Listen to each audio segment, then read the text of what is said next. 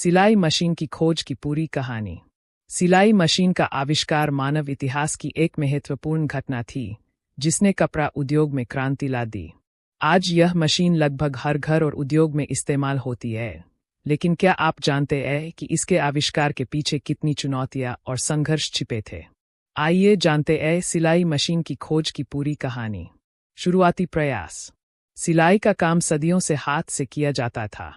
पहले लोग सुई और धागे का इस्तेमाल कर कपड़ों को सिलते थे, लेकिन यह प्रक्रिया बहुत समय लेने वाली और थकाऊ थी।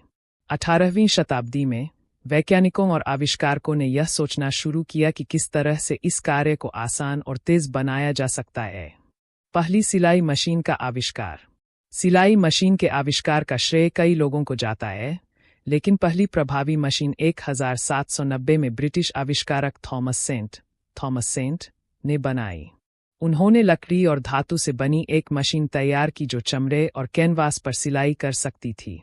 हालांकि यह मशीन ज़्यादा प्रचलित नहीं हो पाई। इसके बाद बार्थेलेमी थिमोनिया नामक फ्रांसीसी आविष्कारक ने 1830 में एक नई सिलाई मशीन का आविष्कार किया।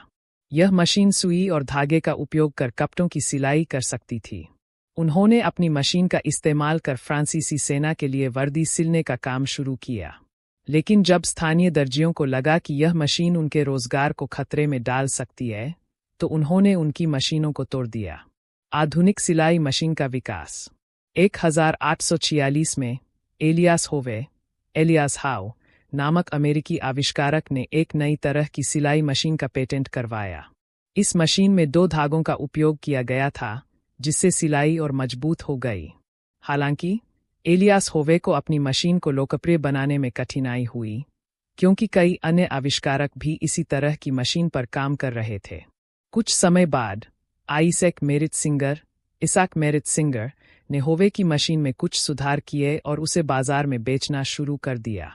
इससे सिलाई मशीन आम लोगों के लिए अधिक सुलभ हो गई। हालांकि इस आविष्कार को लेकर होवे और सिंगर के बीच कानूनी विवाद भी हुआ, क्योंकि सिंगर ने होवे की तकनीक का इस्तेमाल किया था।